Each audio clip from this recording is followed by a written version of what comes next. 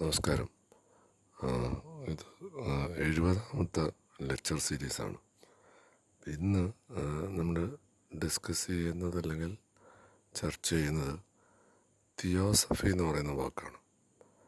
അപ്പം തിയോസഫിയും തിയോസഫിക്കൽ സൊസൈറ്റിയുമായിട്ട് എന്തെങ്കിലും ബന്ധമുണ്ടോ, അല്ലെങ്കിൽ തിയോസഫിക്കൽ സൊസൈറ്റിയിൽ ഈ തിയോസഫി എന്ന് പറയുന്ന വേർഡിന് എന്താണ് മീനിങ് എന്നുള്ള പലപ്പോഴും ഈ വാക്കുകൾ കൊണ്ടുള്ള യുദ്ധമാണ് നടക്കുന്നത്. അപ്പം ആത്മീയതയിൽ നമുക്ക് പഞ്ചേന്ദ്രിയങ്ങളിലൂടെ പറയാൻ പറ്റുന്നതല്ല ആത്മീയത. അപ്പം എന്തായാലും നമുക്കിത് എന്താണെന്ന് നോക്കാം. ചില വാക്കുകളുടെ അർത്ഥം ചോദിക്കുമ്പോൾ നമുക്ക് അറിഞ്ഞുകൂടാന്ന് പറയാൻ പാടില്ല. അങ്ങനെയാണെങ്കിൽ പിന്നെ നമ്മൾ ഈ ഫീൽഡിൽ വരാനും പാടില്ല. അറിഞ്ഞുകൂടാത്ത വാക്കുകൾ നമ്മൾ പഠിച്ച് തന്നെ പറയേണ്ടി വരും. അപ്പം എന്തായാലും നമുക്കതൊന്ന് നോക്കാം. ഈ തിയോസഫി എന്ന് പറയുന്ന വാക്ക് എപ്പോഴാണ് ഇതിൻ്റെ തുടക്കം എന്ന് പറയുന്നത്? അപ്പോൾ അതിൻ്റെ തുടക്കം എന്ന് പറയുന്നത് 17th സെഞ്ച്വറിയിലാണ് ഇതിൻ്റെ തുടക്കം. തിയോസഫിക്കൽ സൊസൈറ്റി ഫോം ചെയ്യുന്നത് 18th സെഞ്ച്വറിയിലാണ്. അപ്പോൾ ഇനി തിയോസഫി എന്ന് പറയുന്ന വേർഡിന് എന്താണെന്ന് നോക്കാം. ഈ തിയോസഫി എന്ന് പറയുന്നത് ഈ ഗ്രീക്ക് വേർഡിൽ നിന്നാണ് ഇത് എടുത്തിരിക്കുന്നത്. അതിൻ്റെ ഒറിജിനേറ്റ് പല ഇംഗ്ലീഷ് വാക്കുകളും നമ്മൾ എടുത്തു നോക്കിക്കഴിഞ്ഞാൽ ലാറ്റിൻ, ഇപ്പം നിയമം പറയുമ്പം പലതും ലാറ്റിനിൽ നിന്നാണ് എടുത്തിരിക്കുന്നത്. അപ്പോൾ ഇവിടെ ഗ്രീക്കിൽ നിന്നാണ് ഈ തിയോസഫി എന്ന് പറയുന്ന വേർഡ്. അപ്പോൾ എന്താണ് ആ ഗ്രീക്ക് വേർഡ് എന്ന് നോക്കാം. അതിൽ തിയോസ് എന്ന് പറഞ്ഞാൽ THEOS, തിയോസ് എന്ന് പറഞ്ഞാൽ ഗോഡ് എന്നാണ് പറഞ്ഞിരിക്കുന്നത്. ഇനി അത് കഴിഞ്ഞ് സോഫിയ, SOPHIA, സോഫിയ എന്ന് പറഞ്ഞാൽ വിസ്ഡം എന്നാണ് പറഞ്ഞിരിക്കുന്നത്. ഈ രണ്ട് വാക്കുകൾ കൊണ്ടാണ് ഇംഗ്ലീഷിൽ തിയോസഫി എന്ന് പറയുന്ന വേർഡ് വന്നിരിക്കുന്നത്. അപ്പം നമ്മൾ ഏതൊരു കാര്യം പഠിക്കുമ്പോഴും അത് ഡെപ്തിൽ പഠിച്ചില്ലെങ്കിൽ വെറുതെ വാക്കുകൾ കൊണ്ടുള്ള യുദ്ധം നടക്കുമെന്നല്ലാതെ ഒരു കാര്യമില്ല. ഇപ്പം നിയമം പഠിക്കുകയാണെങ്കിൽ ഇന്ത്യൻ കോൺസ്റ്റിറ്റ്യൂഷൻ, ഭരണഘടന പഠിച്ചിട്ട് കാര്യമില്ല. അതിൻ്റെ അടിസ്ഥാനം, ബേസിക് സ്ട്രക്ചർ എന്താണെന്ന് പഠിച്ചേ പറ്റൂ. അല്ലെങ്കിൽ നമ്മൾ തെറ്റായതിനെ വ്യാഖ്യാനം ചെയ്യും. ഇപ്പോൾ കോടതികൾ വരുമ്പം ഒരു നിയമം പാസ്സാക്കുമ്പം അത് ബേസിക് സ്ട്രക്ചറിന് വയലേറ്റഡ് ആണെങ്കിൽ അതിനെ കോടതി തള്ളും. അപ്പം നമ്മൾ തിയോസഫിയോ തിയോസഫിക്കൽ സൊസൈറ്റിയോ പഠിക്കുമ്പം തിയോസഫി എന്ന് പറയുന്ന വാക്ക്, തിയോസഫിക്കൽ സൊസൈറ്റി എന്തടിസ്ഥാനത്തിലാണ് അവരതിനെ എടുത്തിരിക്കുന്നതെന്നാണ് നമ്മൾ കാണേണ്ടത്. അല്ലാതെ വാക്ക് വെച്ചിട്ട് നമ്മൾ പോയി കഴിഞ്ഞാൽ എവിടെ എത്തത്തില്ല. എന്താണ് ഇരുട്ടെന്ന് ചോദിച്ചാൽ ആൾക്കാർ അതിന് എന്ത് ഡെഫിനിഷനാണ് കൊടുക്കുന്നത്? ഇരുട്ടെന്ന് പറഞ്ഞാൽ വെളിച്ചമില്ലാത്തതാണോ ഇരുട്ട്? അപ്പോൾ ഇരുട്ട് പ്രത്യേകിച്ചില്ലേ? ഇരുട്ട് തന്നെയാണോ വെളിച്ചം എന്നൊക്കെയുള്ള കാര്യങ്ങളിലേക്ക് വരും. അപ്പം ഇവിടെ എന്താണ് ഈ ഒരു ചർച്ചയ്ക്ക് വിഷയം എന്ന് പറഞ്ഞാൽ, ഇതിനി മലയാളത്തിൽ കൊണ്ടുവരുമ്പം അല്ലെങ്കിൽ ഇന്ത്യയിൽ വരുമ്പം ഇത് ബ്രഹ്മവിദ്യ എന്നാണ് പറയപ്പെടുന്നത്. എവിടെ നിന്നാണ് ഈ വാക്ക് വന്നത്?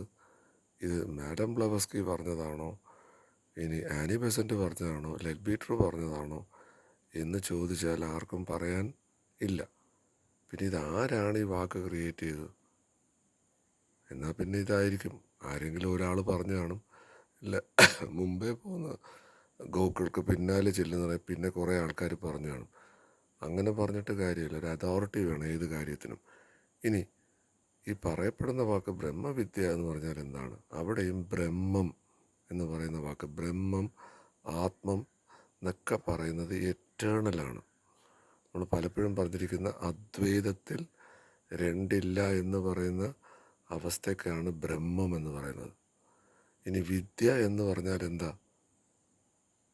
സംസ്കൃതത്തിൽ നിന്നും ഒറിജിനേറ്റ്. വിദ്യ എന്ന് പറഞ്ഞാൽ എന്താണ്? ഇവിടെയും ട്രാൻസ്ലേറ്റ് ചെയ്യുമ്പോൾ ഒരു പ്രശ്നമുണ്ട്. വിദ്യാലയം എന്ന് പറഞ്ഞാൽ എന്താ? നമ്മൾ വിദ്യാലയത്തിൽ പഠിച്ചിട്ടുണ്ട്. എന്താണ് വിദ്യാലയം? ഇനി ഗുരുകുല വിദ്യാഭ്യാസം, അവിടെയും വിദ്യയുടെ അർത്ഥം എന്താണ്? അപ്പോൾ ആൾക്കാർ പറയും അത് നോളജാണ്, അത് വിസ്ഡമാണ് എന്ന് ട്രാൻസ്ലേറ്റ് ചെയ്യും. അപ്പോൾ പിന്നെ എന്താണ് നോളജ്? നോളജ് എന്ന് പറഞ്ഞാൽ അറിവാണ്. ആത്മീയതയിൽ നമ്മൾ പറയുന്ന അറിവെന്ന് പറഞ്ഞാൽ എന്താ? പരമമായ കാര്യത്തിനാണ് അറിവെന്ന് പറയുന്നത്. അപ്പം ബ്രഹ്മവിദ്യ എന്ന് ട്രാൻസ്ലേറ്റ് ചെയ്താൽ അവിടെ ബ്രഹ്മമായി, വിദ്യയായി. ഇനി തിയോസഫിക്കൽ സൊസൈറ്റിയുടെ യൂണിവേഴ്സൽ പ്രെയറുണ്ട്. അതിൽ പറയുന്നത് എന്താണ്? എല്ലാ അറ്റത്തിലുള്ളതും, എല്ലാ ശബ്ദത്തിലുള്ളതും, എല്ലാ വെളിച്ചത്തിലുള്ളതും അത് സെപ്പറേറ്റ് അല്ല എന്നാണ് പറയുന്നത്. ഞാനും അതും എന്ന് പോലും പറയാൻ പറ്റത്തില്ല. അപ്പം ബ്രഹ്മത്തെ അറിയാൻ പറ്റുമോ? ബ്രഹ്മത്തെ അറിയാൻ പറ്റുമോ? പഞ്ചേന്ദ്രിയങ്ങളോട് അറിയാൻ സാധ്യമല്ല. അപ്പോൾ പിന്നെ തിയോസഫിക്കൽ സൊസൈറ്റിയുടെ തിയോസഫി എന്ന് പറയുന്ന ഇതിനെ ബ്രഹ്മവിദ്യ എന്ന് ആര് ഡിഫൈൻ ചെയ്തു? ഇതിനെ എങ്ങനെ ഡിഫൈൻ ചെയ്യാൻ പറ്റും? ഒരിക്കലും പറ്റത്തില്ല. അതൊരു മിസ്ഇൻറ്റർപ്രിട്ടേഷൻ തന്നെയാണ്. പിന്നെ ഒരു ക്ലാസ് എടുക്കാൻ വേണ്ടിയോ മലയാളത്തിലേക്ക് പറഞ്ഞു കൊടുക്കാൻ വേണ്ടിയോ വേണമെങ്കിൽ ഉപയോഗിക്കും. പക്ഷേ തിയോസഫിക്കൽ സൊസൈറ്റിയിൽ ഉണ്ടായിരുന്ന ജെ കൃഷ്ണമൂർത്തി എന്താണ് പറഞ്ഞത്? നിങ്ങളൊരു ചോദ്യം എന്നോട് ചോദിക്കണമെങ്കിൽ ഞാൻ വേറെ, നിങ്ങൾ വേറെ, ചോദ്യം വേറെ, നിങ്ങൾ മൂന്നായി കണ്ടു, ത്രികുടിയിൽ കണ്ടു. അത് ആത്മീയതയല്ല, അത് ദ്വൈതമാണ്. അങ്ങനെയാണെങ്കിൽ ബ്രഹ്മവിദ്യ എന്ന് പറയുന്ന വാക്ക് നമുക്ക് തിയോസഫിക്കൽ സൊസൈറ്റി യൂസ് ചെയ്യാൻ പറ്റുമോ? ഒരു കാരണവശാലും യൂസ് ചെയ്യാൻ പറ്റത്തില്ല. അങ്ങനെ യൂസ് ചെയ്താൽ അത് തെറ്റായ വ്യാഖ്യാനമാണ്. പിന്നെ വേണമെങ്കിൽ പഠിക്കാൻ വരുന്ന ഒരു സ്റ്റുഡൻ്റ് അടുത്ത് ഒരു തുടക്കം സ്റ്റേജിൽ എന്തെങ്കിലും മനസ്സിലാവട്ടെ എന്ന് പറയാൻ പറ്റും. പക്ഷേ തിയോസഫിക്കൽ സൊസൈറ്റിയിൽ തിയോസഫിക്ക് ബ്രഹ്മവിദ്യ എന്ന് പറയുന്നൊരർത്ഥമില്ല. എന്താണ് 3 object? Universal brotherhood. Universal brotherhood എന്ന് പറഞ്ഞാൽ നമ്മളൊരാളെ സ്നേഹിക്കുക എന്നല്ല, ചെടിയെ സ്നേഹിക്കുകയല്ല, മൃഗങ്ങളല്ല, അല്ല. യൂണിവേഴ്സൽ പ്രയറിൽ പറയുന്നത് നമ്മളെ തന്നെ. നീ നിന്നെപ്പോലെ നിൻ്റെ അയൽക്കാരൻ. അവിടെ അയൽക്കാരനില്ല. ഫാദർ സൺ എന്നൊക്കെ അവിടെ പറയുന്നത് പോലെ രണ്ടല്ല എന്നാണ് പറയുന്നത്. അപ്പം നീ നിൻ്റെ അയൽക്കാരന് തത്വമസി. എന്താണ്? I am that. അപ്പം ദാറ്റ് വേറെയും ഐ വേറെയും അല്ല. നമ്മളൊരു സെപ്പറേറ്റ് എൻറ്റിറ്റി ആയിട്ട് വിചാരിക്കുന്ന ഒരു സ്മോൾ ഐ ഉണ്ടല്ലോ, ആ ഐ എപ്പോഴാണോ യഥാർത്ഥത്തിലുള്ള എറ്റേണലിൽ മേർജ് ചെയ്യുന്നു, അതാണ് തത്വമസി. അപ്പോൾ ഇവിടെ 2 സ്കൂൾ ഓഫ് തോട്ടുണ്ട്. കുറച്ച് പേര് പറയുന്നു ദൈവമുണ്ട്, ദൈവത്തിന് രൂപമുണ്ട്, അതിനെ നമ്മൾ പ്രാർത്ഥിക്കണം. ജീസസ് ക്രൈസ്റ്റ് ഉണ്ട്. അള്ളാഹുവിന് രൂപമില്ലെങ്കിലും അള്ളാഹു ഉണ്ട്, അള്ളാഹുവിനെ നമ്മൾ പ്രാർത്ഥിക്കണം. ഹിന്ദുക്കളാണെങ്കിൽ വിഷ്ണുവിനെയോ ശിവനെയോ കാളിയെയോ പ്രാർത്ഥിക്കണമെന്ന് പറയുന്നത്. ഇത് നമ്മൾ പറഞ്ഞു പോയില്ലെങ്കിൽ ഈ 2 കൂട്ടരും തമ്മിൽ യുദ്ധമാണ് നടക്കുന്നത്. അങ്ങനെ ഒരു കാലത്ത് യുദ്ധം നടന്നതിനെ തീർക്കാനാണ് ശങ്കരാചാര്യർ വന്നത്. ബുദ്ധിസം തീർക്കാനൊന്നും അല്ല ശങ്കരാചാര്യർ വന്നത്. ഈ ഹിന്ദുക്കളുടെ ഇടയ്ക്ക് ഈ തമ്മിലടി തീർക്കാനാണ് വന്നത്. അങ്ങനെയാണ് സൗന്ദര്യലഹരി കൊണ്ടുവരുന്നത്.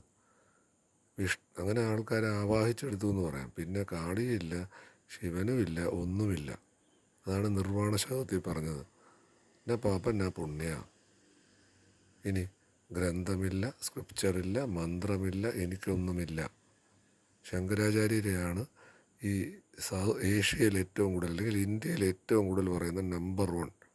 എല്ലാവരും അംഗീകരിച്ചിട്ടില്ല. ജയകൃഷ്ണമൂർത്തിയൊന്നും ഇന്ത്യയിൽ ആരും അംഗീകരിച്ചിട്ടില്ല. കാര്യം എന്ത് ചക്കയാ മാങ്ങയാന്ന് പോലും ആർക്കും മനസ്സിലായിട്ടില്ല. ഇത്രയേ ഉള്ളൂ. അദ്വൈതം പറയുന്ന ആൾക്കാർ തങ്ങളിൽ സംസാരിച്ചാൽ എവിടെ എത്തത്തില്ല. അത് തിയോസഫി എന്ന് പറയുന്ന വാക്ക് ബ്രഹ്മവിദ്യയാണെന്ന് ദ്വൈതത്തിൽ നിൽക്കുന്ന ഒരാൾ പറഞ്ഞാൽ അദ്വൈതത്തിൽ നിൽക്കുന്ന ആൾ പറയും അത് തെറ്റാണെന്ന് പറയും. ഇത് രണ്ടും ശരിയാണോ എന്ന് ചോദിച്ചാൽ രണ്ടും ശരിയാണ്. ആർക്കാണ്? ഓരോ തലങ്ങളിലുള്ളവർക്കാണ്. തിയോസഫിയിൽ ഒരു ഗോൾഡൻ 13 സ്റ്റെപ്സിനെ കുറിച്ച് പറയുന്നുണ്ട്. ഈ 13 സ്റ്റെപ്സ് ആദ്യം നമ്മൾ കടന്നോ എന്ന് നമ്മൾ പേഴ്സണലി ചെക്ക് ചെയ്ത് നോക്കുക. എൻ്റെ അറിവിൽ അത് കടക്കുന്നത് വളരെ കുറച്ച് ആൾക്കാർക്ക് മാത്രമേ സാധ്യമുള്ളൂ. ഫിസിക്കൽ വേൾഡിലിരുന്ന് അത് കടന്നു കഴിഞ്ഞാൽ പിന്നെ എന്താ ചെയ്യേണ്ടതെന്ന് വെച്ചാൽ പിന്നെ ഒന്നും ചെയ്യണ്ട. പിന്നെ നമ്മളതായിക്കഴിഞ്ഞു. ഇനി അതായിക്കഴിയുമ്പം നമുക്ക് ശക്തി വരുമോ പവർ വരുമോ എന്ന് നമ്മൾ ചെക്ക് ചെയ്ത് നോക്കുകയാണ്. ആരാരുമായിട്ടാണ് കമ്പയർ ചെയ്യുന്നത്? ഇത് ശരിക്കും പറഞ്ഞാൽ വാക്കുകളിലൂടെ എക്സ്പ്രസ് ചെയ്യാൻ പറ്റുന്നതല്ല. തിയോസഫി എന്ന് പറയുന്ന വാക്കും 17th സെഞ്ച്വറിയിൽ തിയോസഫിക്കൽ സൊസൈറ്റിയിൽ തിയോസഫിക്കൽ എന്ന് യൂസ് ചെയ്തിരിക്കുന്ന വേർഡിന് ബ്രഹ്മവിദ്യ എന്നൊരു പട്ടം കിട്ടിയാൽ അതെവിടെയും എത്തത്തില്ല എന്നുള്ളതാണ് എൻ്റെ വേർഷൻ. ഇനി ഞാൻ പറഞ്ഞത് തിയോസഫിക്കൽ സൊസൈറ്റിയിലുള്ള ആർക്കെങ്കിലും തിരുത്താൻ പറ്റുമെങ്കിൽ എന്നെ തിരുത്തിയാൽ ഞാൻ ഈ പറഞ്ഞത് വിഡ്രോ ചെയ്യാൻ തയ്യാറാണ്. ഒരാൾക്കും ഇത് തിരുത്താൻ പറ്റുന്ന ഒരു വാദവും നിലവിലില്ല. Thank you.